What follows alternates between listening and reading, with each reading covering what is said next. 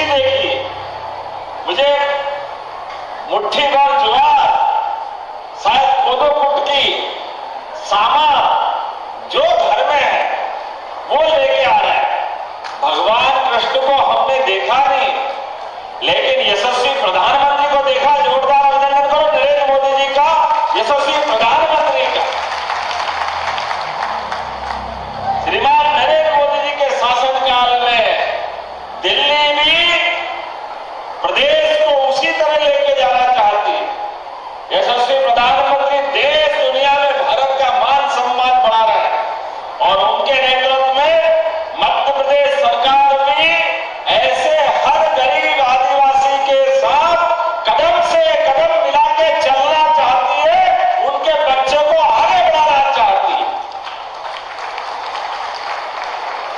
हमारे मन में सरकार के लिए आगे बढ़ाने के लिए ये पूरी युवा शक्ति बैठी है।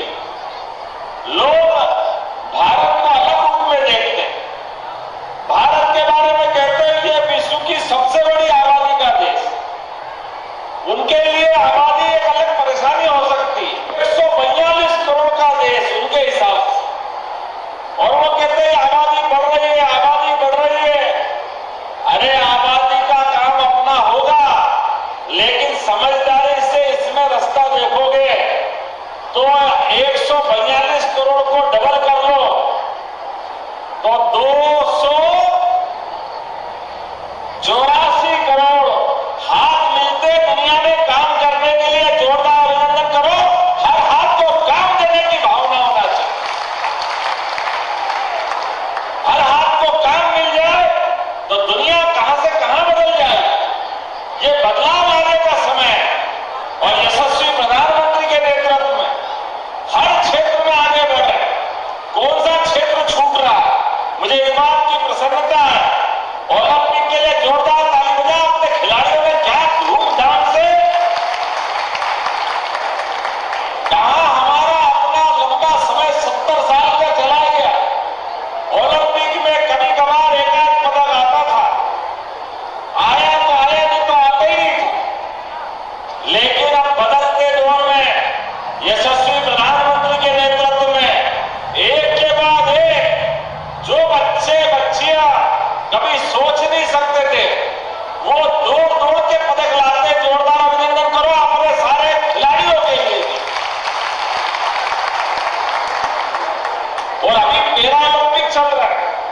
थोड़ी मानसिक परमात्मा ने कोई परिस्थिति बना दी, कोई मानसिक, कोई शारीरिक, कोई कुछ स्थिति के कारण से, लेकिन जिनका कोई कारण से, एक तो कल कितना अच्छा गोल्ड मेडल लाया, युद्ध में पैर चला गया, लेकिन भारत वालों का हौसला साथ था।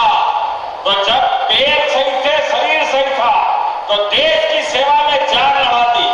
और जब मान सम्मान का मौका आया तो एक पैर भले ही नहीं है, लेकिन सीधा सोना लेके आया, गोल्ड मेडल जीत के आया। ये भारत के खिलाड़ियों का हौसला है। कोई एक क्षेत्र नहीं, सभी क्षेत्रों में जहां जहां मौका पड़ रहा है, भारत के लोग झंडे गाड़ रहे हैं, आगे बढ़ रहे हैं। और मैं जहां आके बात कर रहा हूं, आप तो विशेष क्षेत्र वाले हो। मां नर्मदा के क्षेत्र में, दादा धूनी वाले के इस पूरे परिक्षेत्र में जैसे धूनी की अग्नि तपती है, ऐसी कई प्रतिभाएं निकल रही है आपके बीच से। आप सबको बधाई देता हूं, आपका वंदन करता हूं, अभिनंदन करता हूं।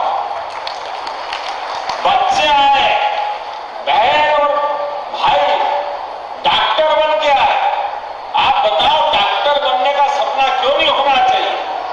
आप भी याद रखो, कौन कौन बनना चाहता है? डॉक्टर हाथ खड़े करो अपने स्थान पर, जो डॉक्टर बनना चाहता है।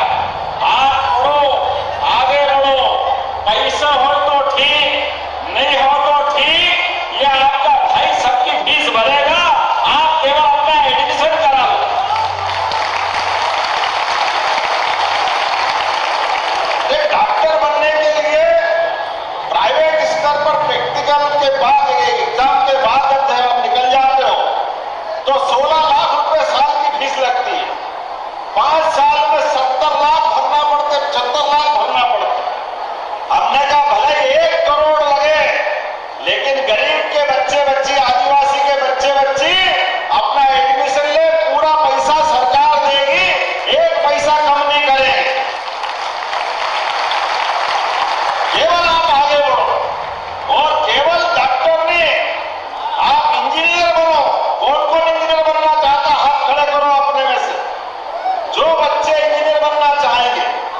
जिसको लगता है कंप्यूटर साइंस लेना चाहिए, किसको लगता है वैज्ञानिक बनना है, किसी को लगता है कि मैं बड़ा और कोई नए क्षेत्र में जाना चाहता हूं।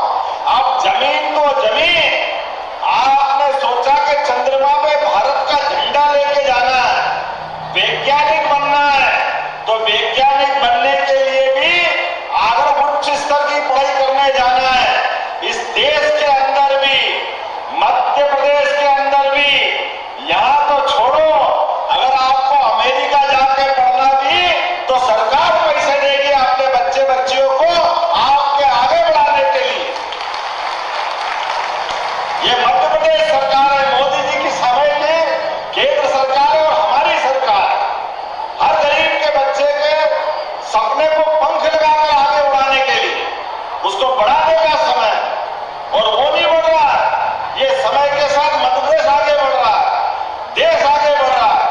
मैं जब सरकार में आया, मुझे मालूम पड़ा कि ये आदिवासी अंचल के अंदर यहां हालवा में अभी कॉलेज की भी बात आई थी, आपने कहा बिल्डिंग बनाना, तो हमने कहा विजय भाई चिंता मत करो, नई बिल्डिंग बनाकर देंगे खालवा के बच्चे बच्ची के लिए भी। जब हमारे सरकार आगे बढ़ा करके बच्चों को आगे बढ़ाना चाहती, तो कॉलेज की बिल्डिंग में क्या परेशानी होना चाहिए। और मुझे खुशी है, जैसे यहां मंच पे भाषण देने तो बाद में आया, ये बच्चियां बैठी है, आपको घर से आने जाने में कठिनाई होती थी पहले, लेकिन अब आप चिंता मत करना, 6-6 बस आपको मिल रही है, घर से बस आपको स्कूल कॉलेज लाएगी और वापस छोड़ेगी। आपके अपने लिए सरकार लगातार काम कर रही है। अभी भाषण देने के पहले रक्षाबंधन की याद दिला दी, बहनों ने इतना बड़ा बैनर लाए और राखी से पूरा